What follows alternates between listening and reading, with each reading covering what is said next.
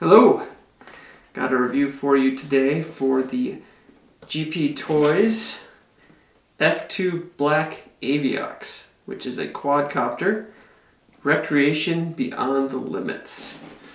First look, nice sturdy box.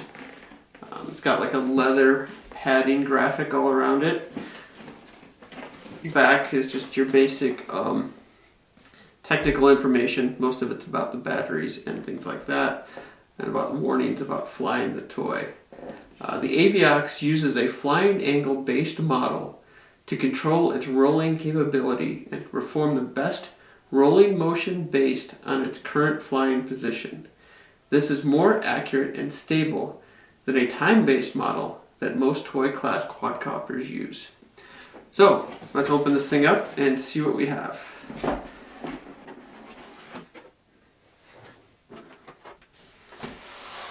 So very nice packaging, kind of opens up and fans out and has displays on each flap.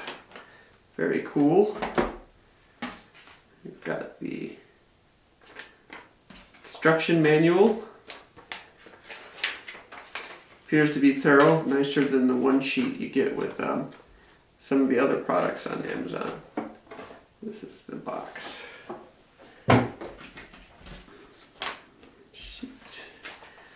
So here is the copter itself, black and gold, very classy looking.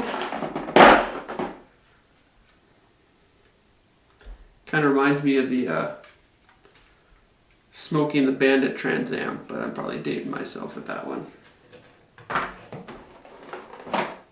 Now let's see what we got under here.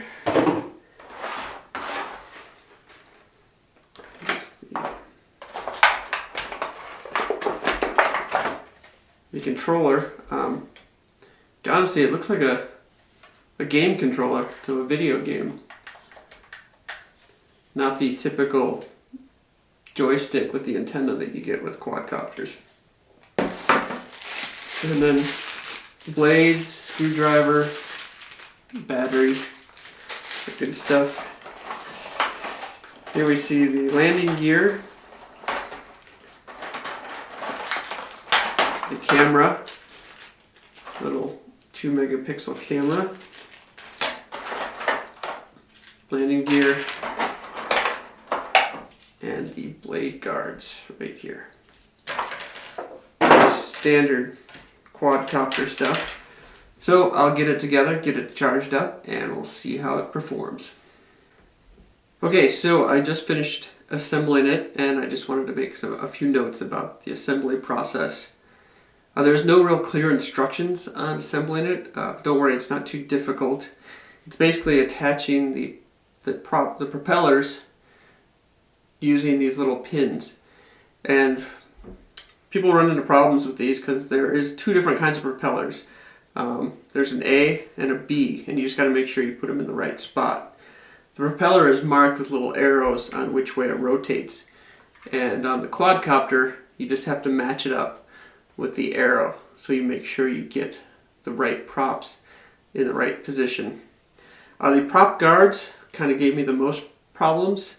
It seemed like one of the stems that goes down into the body of the quadcopter was a little too fat, just barely, so it wouldn't really push in there. So I had to get out some wire cutters and trim it off. Once I trimmed off just barely, like as little as I could get off of it, it slipped in perfectly. And the screws are kind of attached, so it was easy. You didn't have to worry about losing that little screw. And that was it. The landing gear just pushes right in. There's no screws. I will note that the landing gear is nice. It's got foam pads, which is a nice added touch, though it probably won't matter too much outside. So we should be ready to go. The battery's got some charge to it. As you can see, it's got lights. And so we've got the controller. I'm not really going to fly it inside. I just want to see if it will start up, see what happens.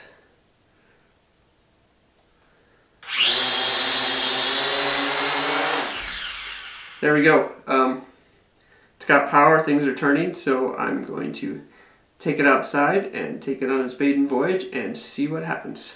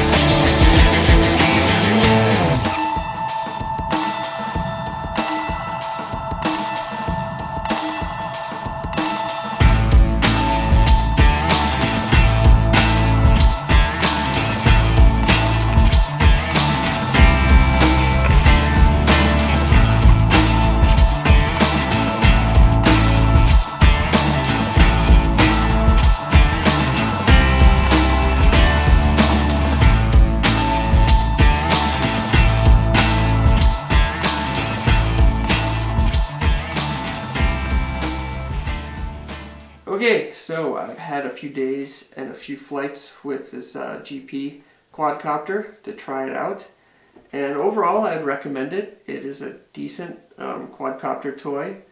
It's fairly easy to control. It's durable. I've run it into a few trees, didn't mean to, but it happened. I've run it into the ground, and it's taken everything that I have thrown at it.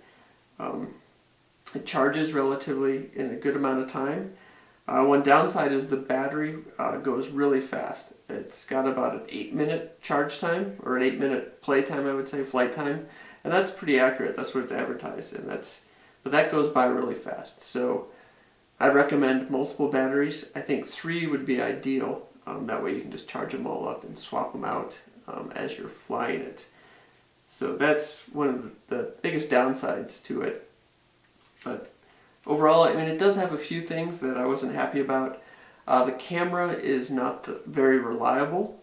Here's some footage. This is kind of a section that I got by trying to shoot, and this is exactly what it looks like.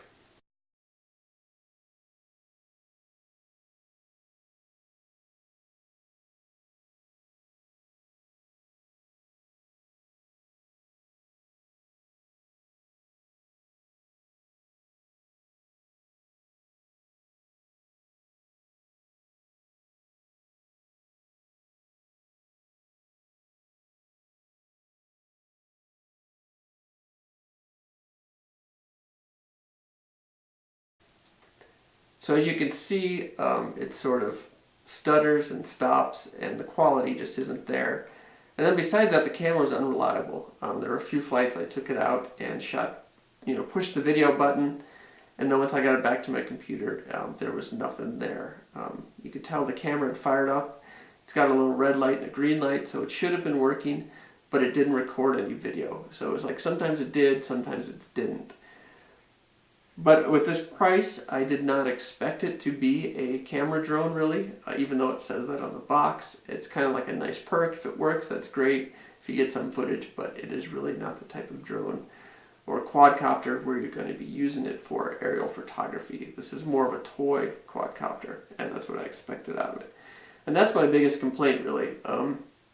Some of the features I was never able really to get to work were like the return home. Again, it would sometimes work and sometimes not work. But again, these are features that I didn't expect much from the price of this quadcopter. And it's basically just a toy. But for that, it is a lot of fun, and that is why I still recommend it, despite a few things not working. I didn't expect it to be perfect. So I hope this review has been helpful.